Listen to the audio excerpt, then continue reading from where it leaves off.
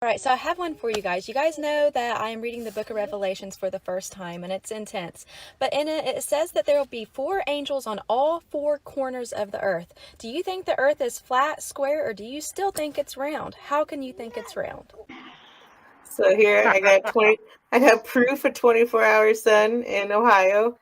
It's on my channel. It's video. You can't tell me it's not real. This is the Antarctica sun right here. And I'm not even, like, obviously I'm not good at this. I'm terrible at this. Look, it's even making a football like it's not supposed to. Exactly. I got the football part in there. Yeah, so definitely due to artifacts. Football sun is because of artifacts, guys. Exactly. I had to do it because I was like, all right, I know I suck at like any of this stuff, but if someone like me who sucks and just used iMovie and put this together, imagine somebody with massive budget, like what we're dealing with. What up now? What up now? What's up now?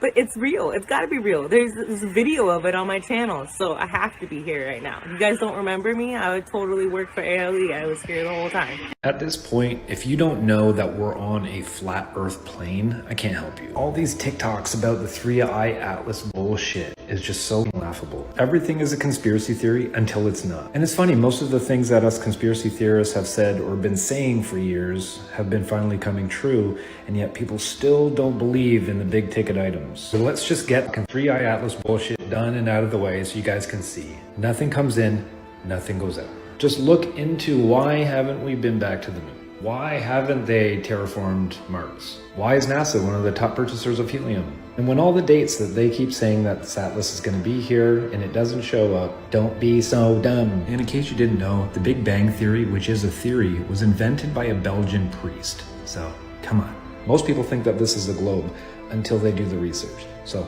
go do the research. Okay, bye. Ladies and gentlemen, may I present to you the man who just landed on the moon.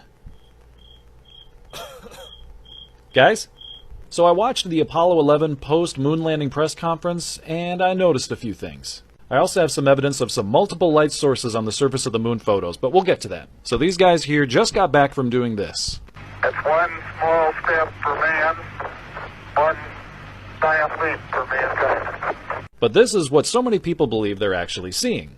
And I'm not sure why they're supposed to be on the moon, but the moon is in the background, but whatever. This reporter asks Neil if he could see any stars. Neil more or less replies with, I don't recall. I don't recall. Buzz has this reaction, and then Michael Collins ends up answering as well. I don't remember seeing any.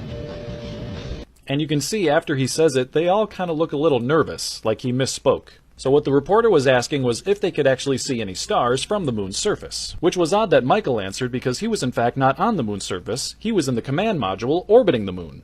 So it almost seemed as which he was helping Neil answer a question that they had been previously coached how to respond to. Here are 6 topics that woke me up from the Matrix. First is the existence of God. Years ago I went down the apologetics track to be able to prove that God exists and know for sure that God exists, and not just believe something because I grew up in it. I've been a Christian for years.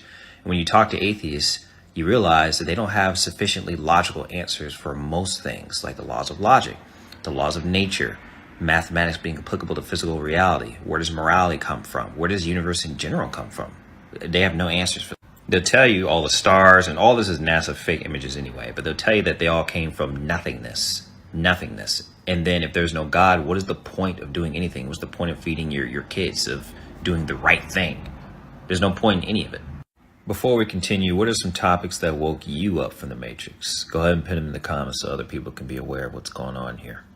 The next thing that helped wake me up was the Tartarian situation. All these buildings were already here in America. They were here in, Vietnam, China, Canada. These buildings are all over the world, and they're all Roman buildings. These are Roman pagan buildings. All right. And the story is that settlers, in the late 1800s, were building these amazing buildings by hand, no technology. They live in shacks. They wake up in the morning from their shack. They go to the Roman, essentially, construction site, build this. They quarry all the stones from some quarry, carry it with horses on carts, and build this perfect architecture. That's the story they want us to believe. And they built it up in 2 years. They built all this kind of stuff in 2 years. The World's Fairs, amazing buildings built in just a few years, torn down just for an exhibit, just for show. No real purpose except just for show. They tear it down. And they want us to believe that story. And these buildings are in every major country. Every country. And it's a huge conspiracy. And look at that eagle. That's a Roman eagle. And this, when I realized that history was fake, and they've been lying to us about this, the settlers and the gold rush and all that stuff, I'm like, dude, what am I supposed to believe? And what are these buildings for real? What is this? Who built this? Why did they build it? When did they build it? The flat earth is the next one. The flat earth is the most earth-shattering conspiracy that I found that was true. Okay? This was the one that woke me completely up. And look at that city way over there. Way over there. The horizon is always flat. Water always finds its level. And if we were flying in space in an endless vacuum, why is it that we have no container for air pressure? How are we all alive? How are we all breathing? And look, the sun rays, they go around in a circle. They go around like that. If the sun was 93 million miles away, the sun rays should shoot down like this, straight down. But it doesn't. That's because the sun is local. There's a firmament above the earth. Above the firmament is water. And there's luminaries in the firmament. That's what the stars are. That Milky Way galaxy thing that you see, those are just a collection of luminaries. It's not an actual galaxy. There's no planets. There's no fireballs in space. None of that. Okay? We're never going to be pulverized by an asteroid or a comet because there's an impenetrable barrier up there. The flat earth. You need to research flat earth and your own globe model. Next is Holly Weird. When I found out what these people, along with the musicians and of course the elites, what they're doing behind closed doors, the sacrifices, the rituals, the cannibalistic eating of children, okay, it pissed me off when I found that out. And where do you think they got that from, that idea from? They got it from the lizards that live among us. Fast food and the whole Soylent Green situation. When I found out there weren't enough cows in the United States, or in the world, really, the whole world, to supply all these restaurants and burger places, that messed me up big time. And the last one that tied all of it together was the millennial reign of Christ already happening in the past. When I found out that Christ very likely returned in the first century based on the words that Jesus is saying in the New Testament, in Matthew 24, Luke 21, and Mark 13, looking at the historical writings from Josephus and Tacitus, looking at the fake history, the Dark Ages, and looking at all the lies and deception that are going around, like the flat earth and all that stuff. All the stuff I just listed. The reason why all that stuff was being hidden, or it's happening, is because we're living in Satan's time to deceive the world. Rampant evil. Jesus, him returning, ties in all the conspiracies together. It all points to Christ being the eternal king. And they don't want you to know that. They don't want you to know he returned. Hail and glory to our Lord Jesus Christ. In the middle of the night, I woke up and these thoughts suddenly came to my head. I then began to ponder upon God's throne. I started thinking about God's throne, and you know what? I discovered something, and I'm not going to hide it. I'm really excited about it. But before I show you what I found, I'd like you to see how the Bible describes the model of the earth, according to the Bible. The Hebrew model of the earth based on the Bible looks like this. We are, of course, beneath a dome. Here is our earth and its perimeter, and God's throne is located more or less here, right? In the middle, right in the center of this circle, right? You see the heavens of heavens, and here, more or less, is where God's throne is located according to the Bible. Alright, but what does the North Star have to do with this? In the flat yet round earth model, the North Star is the only star that doesn't move, because in this actual model it's at the central point, which is north, where all compasses point to that central point of the circle called north, and above it lies the North Star, and around it stars revolve in the firmament. And they move, don't they? They revolve in the firmament, but it alone is motionless. Why am I telling you this? Because the North Star is fixed in the sky and always remains still. Well, that is a fact, but the lies of this world claim that the globe is rotating, and the reality is that it's simply at the central point above the north. That's why it's called the North Star. But returning to my nocturnal thoughts about God's throne, as I was pondering God's throne, a verse from the Bible about Lucifer's fall came to mind. How you have fallen from heaven, O son of the morning, who were cast down to the earth. You who said, I will ascend to the heavens, above God's stars, I will set my throne, I will sit on the mount of assembly, on the farthest reaches of the north. We already know that the north is the central point of the circle, and that's why the star above that point is called the North Star. And here, in the biblical model of earth, above the firmament is God's throne. The stars are in the firmament. Above the stars, I will sit on the throne, God's throne, Lucifer told himself. And it dawned on me that night when I was pondering this. In English, the North Star is called North Star. The English language was inspired and co-created by the elites of this world who serve the devil, which is why certain hidden meanings are embedded there. Pay attention. All you need to do is form another word from these letters. C-T-H-R-O-N. Look at Tronstar, the star of the throne. They have hidden and encoded it in words because they know the truth, the star above which God's throne is located.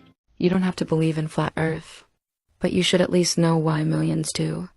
Because the evidence they bring? The basics start with something simple.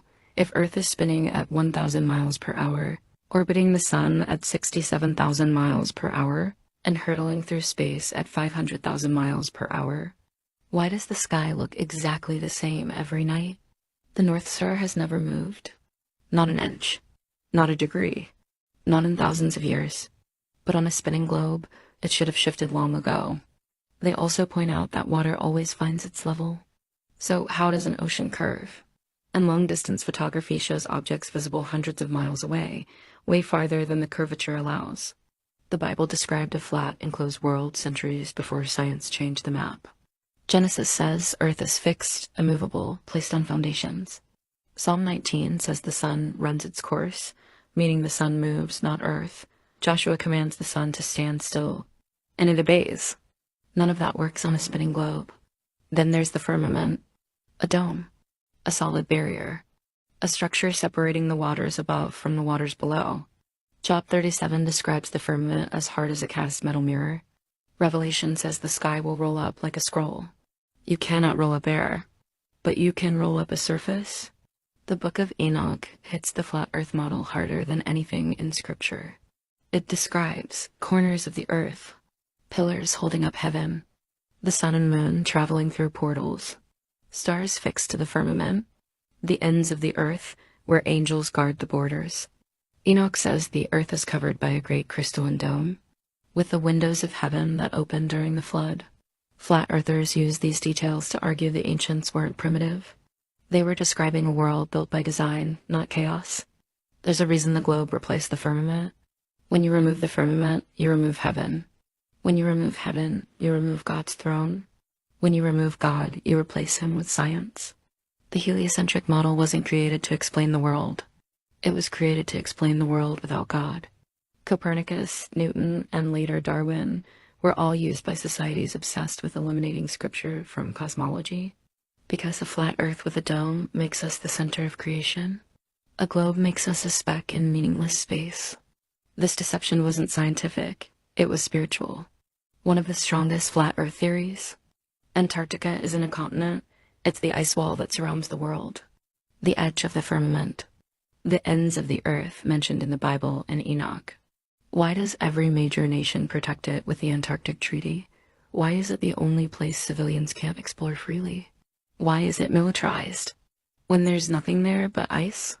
Those with the discernment to see say it as simple. It is the border of God's creation. Ask yourself this.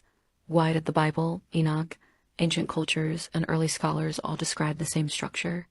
And why was it erased the moment science gained power? Maybe the truth was never about a shape. Maybe it was about hiding the world God actually made.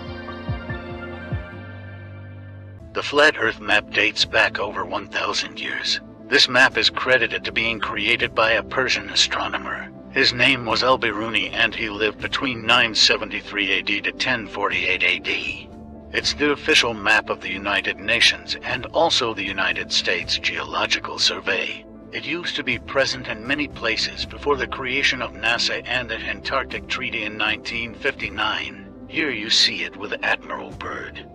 This map has been restored by Dmitry from Russia with suggestions of mine, Eddie Alenkar. Known by my YouTube channel Flat Earth Banjo, I asked Dmitry to include the Bermuda Triangle and Point Nemo, a place deep in the Pacific where NASA buries rockets. Then Robert Tozzi, a professional mapmaker, came along and enhanced the map even more. There are many people now selling this map online, but if you could order it from my online store, I would greatly appreciate it. Visit my online store now and order one of the items. I humbly thank you.